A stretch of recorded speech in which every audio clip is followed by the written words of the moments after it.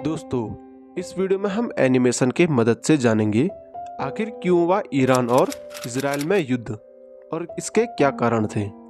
तो वीडियो को देरी न करते हुए शुरू करते हैं। इस कहानी की शुरुआत 2026 से नहीं बल्कि जून 2025 से हुई थी। मध्य पूर्व की तपती रेत में दो ताकतें सालों से आमने सामने खड़ी थी, इजराइल और ईरान। दोनों के बीच नफरत नई नहीं थी। ये कहानी कहीं दशकों पुरानी थी। ईरान खुलकर इजराइल को अपना दुश्मन मानता था, लेकिन वो सीधे युद्ध नहीं करता था। उसने अपने दो साये तैयार किए। लेबनान में हिजबुल्लाह, यह लेबनान में स्थित एक प्रमुख शिया इस्लामी राजनीतिक दल और अर्धसैनिक संगठन है। ईरान के सहयोग से 1982 में स्थापित यह समूह मुख्य रूप से इजराइल के खिलाफ लड़ने के लिए बनाया गया था। दूसरा है गाजा में हमास।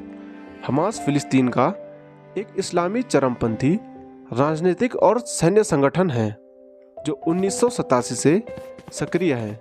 इसका मुख्य उद्देश्य इजराइल के कब्जे वाले फिलिस्तीनी क्षेत्रों को मुक्त कराना और वहां एक इस्लामी राष्ट्र स्थापित करना है। 2007 से गाजा पट्टी पर इसका शासन है। कई देशों जैसे अमेरिका और यूरोपीय संघ ने इसे आतंकवादी संगठन घोषित किया है। ईसाई समय समय पर इजराइल पर हमला करते और इजराइल जवाब देता, लेकिन सीधे ईरान को नहीं। यह एक छुपी हुई जंग थी। समय बदलता गया। 2025 आया। 13 जून 2025 का दिन था। इजराइल ने एक एयर स्ट्राइक लॉन्च किया जिसका निशाना ईरान का न्यूक्लियर फैसिलिटीज और मिलिट्री साइट्स था। इजराइल को लगा कि ईरान परमाणु हथियार विकसित करने के बहुत करीब पहुंच चुका है, जो उसके अस्तित्व के लिए बहुत ही बड़ा खतरा है। यह एक छोटा मोटा युद्ध नहीं था, बल्कि एक भयानक युद्ध था जिसे दुनिया भर के एक्सपर्ट्स ने 12 डे वॉर का नाम दिया था। 13 जून 2025 को रात के अंधेरे में इजराइल के फाइटर जेट्स सीरिया के आसमान में घुसे और ईरान के कई ठिकानों पर बम बरसाने लगे। सबसे ज़्यादा हमले ईरान की राजधानी तेहरान में हुए। ईरान भी चुप नहीं रहा। कुछ दिनों बाद आसमान में छोटे छोटे ड्रोन दिखाई देने लगे।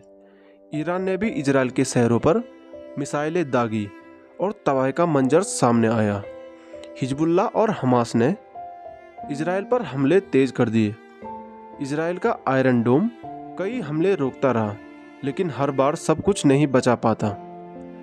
जब युद्ध शांत होने का नाम नहीं ले रहा था, तो सुपर पावर अमेरिका को भी इस जंग में कूदना पड़ा।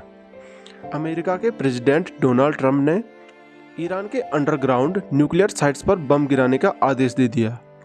ट्रंप के इस हमले ने ईरान की सेना को सदमे में रख दिया। 25 जून 2025 को ट्रंप के भारी दबाव के बाद सीज फायर का ऐलान हुआ और यह 12 दिनों की जंग कुछ समय के लिए शांत हो गई। 27 फरवरी 2026 अंतर्राष्ट्रीय परमाणु ऊर्जा एजेंसी IAEA ने खुलासा किया कि ईरान ने एक ऐसी अंडरग्राउंड फैसिलिटी में हाईली एनरिच्ड यूरेनियम छुपाकर रखा है जिस पर 2025 के हमलों का कोई असर नहीं हुआ है।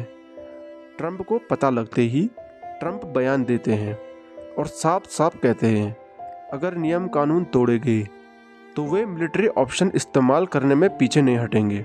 साफ पर्दे के पीछे एक बहुत बड़ी साजिश रची जा रही थी जिसका कोड नेम अमेरिका ने ऑपरेशन एपिक फ्यूरी रखा था। वो इजराइल ने इसे रॉयरिंग लॉयन का नाम दिया।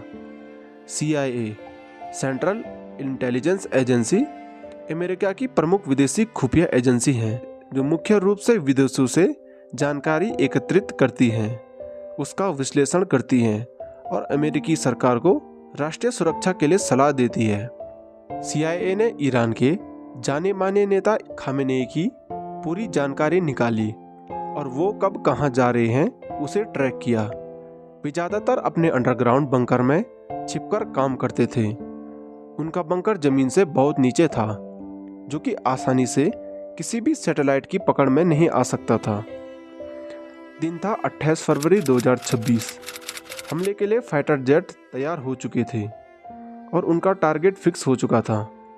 सुबह के ठीक 8:15 पर इजराइल के फाइटर जेट और अमेरिका के ड्रोन ने ईरान के अंतरिक्ष में प्रवेश किया। इसका मुख्य टारगेट ईरान के मुख्य शहर जैसे तेहरान, इस्फान, करमनशाह जैसे बड़े शहर थे और मुख्य निशाना ईरान की राजधानी तेहरान के बीच स्थित खामेनेई का अड्डा था।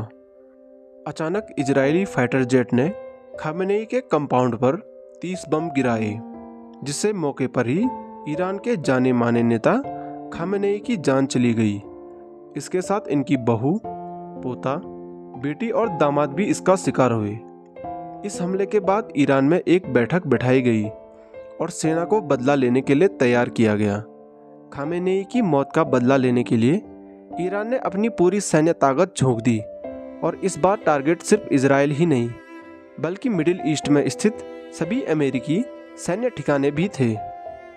1 मार्च 2025 को ईरान ने दर्जनों मिसाइलें इजराइल और मिडिल ईस्ट में स्थित अमेरिकी सैन्य ठिकानों पर गिराए, जिससे अमेरिका का बहुत बड़ा नुकसान हुआ। पर ईरान अब चुप नहीं रहा। वो अमेरिकी ठिकानों पर भयानक हमले करता रहा, परंतु इसका सीधा प्रभाव ग्लोबल इकोनॉमी पर पड़ने वाला था। ईरान की एक अत्यंत शक्तिशाली सैन्य, राजनीतिक और आर्थिक संस्था IRGC ने तेल आयात निर्यात का मुख्य रास्ता स्ट्रेट ऑफ हॉर्मुज को ब्लॉक कर दिया। यह वह समुद्री रास्ता है जहां से दुनिया का लगभग 20 से 30% तेल गुजरता है। लोग डर में जीने लगे और अब जंग सिर्फ जमीन या आसमान तक सीमित नहीं रही। समुद्र में भी जहाज़ों पर हमले होने लगे। तेल के रास्ते खतरे में पड़ गए और देखते देखते दुनिया में डर बैठने लग गया, कहीं तीसरे विश्व युद्ध की चिंगारी ना छिड़ जाए।